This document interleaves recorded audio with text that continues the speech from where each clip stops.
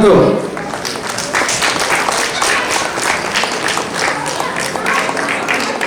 కొన్ని మాటలు చెప్పాలండి. థ్యాంక్ యూ మూర్తి గారు అండ్ థ్యాంక్ యూ శారదా గారు.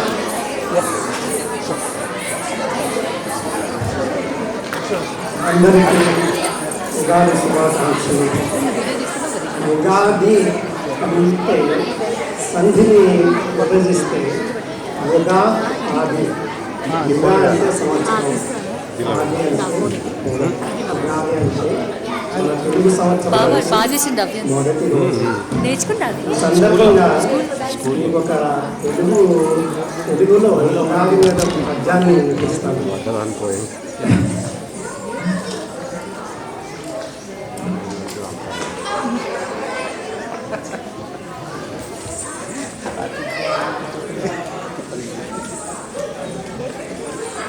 కాంతులతో ఉగాది విలకాలిది మాములుగాయుచుండుటల్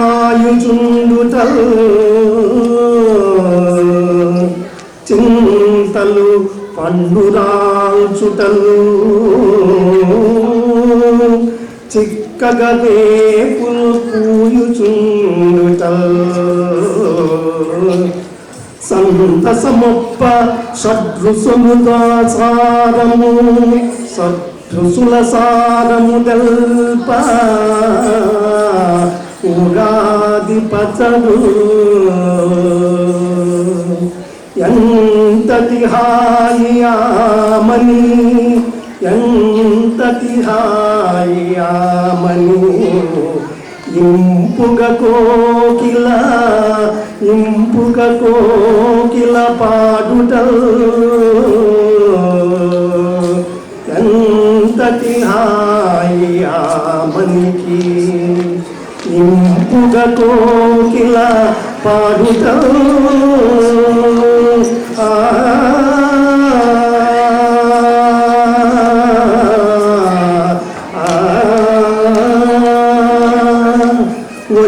వచ్చనుగాదితో తెలుగు వారికి నూతన వత్సరము వచ్చనుగాదితో తెలుగు వారికి పరాభవనామ నూతన వత్సరము తెచ్చను ఇచ్చుగాదే అవనీ తలంబున సర్వ సంపదలను తెచ్చునుగాదే హర్షకులు పేరుకొనంగను పాడి పంటలను దిచ్చునుగాదే ఇమ్మహి కవీంద్రులకు నవకావ్య శోభలన్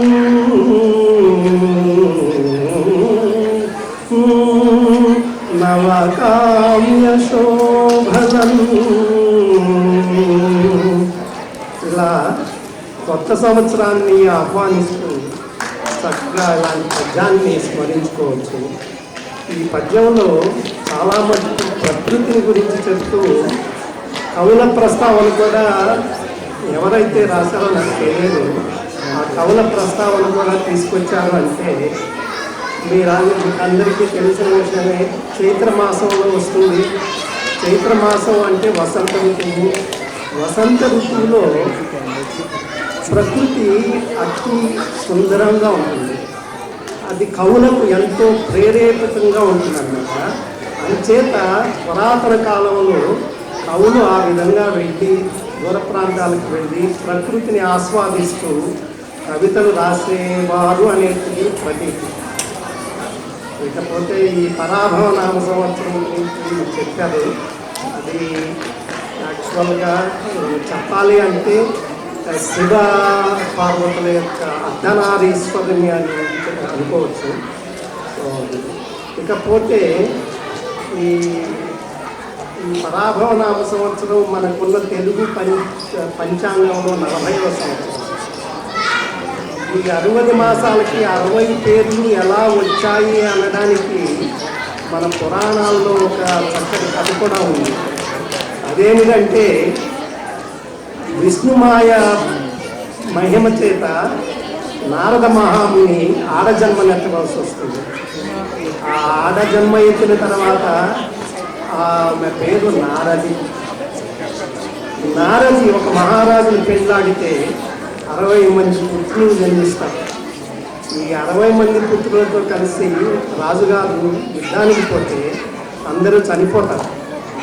అప్పుడు ఈ నారది మహావిష్ణువు దగ్గరికి వెళ్ళి ఏమిటి అనేది గోడిపెట్టింటే అప్పుడు విష్ణువు అభయం ఇస్తారు. ఎలాగో జరిగిపోయింది, ఏదో జరిగిపోయింది. ఇక ఆ 60 మంది పేర్లు చిరస్థాయిగా చరిత్ర పుటలలో ఉండిపోయేటట్లు 60 సంవత్సరాలకి 60 పేర్లు ఉంటాయి అని చెప్పడం ఆ విధంగా ఆ కథను చెప్పుకుంటూ ఉంటాయి.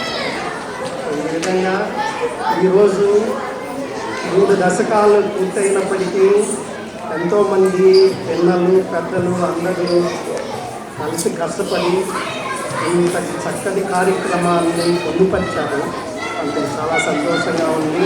యువతరం ఇలాగే ముందుకొచ్చి ఇంకా ముందుకు సాగాలని కోరుకుంటూ మరొకసారి మీ అందరికీ పరాభవనామ సంవత్సర శుభాకాంక్షలు చెప్తూ నిర్ణయించుకుంటాం.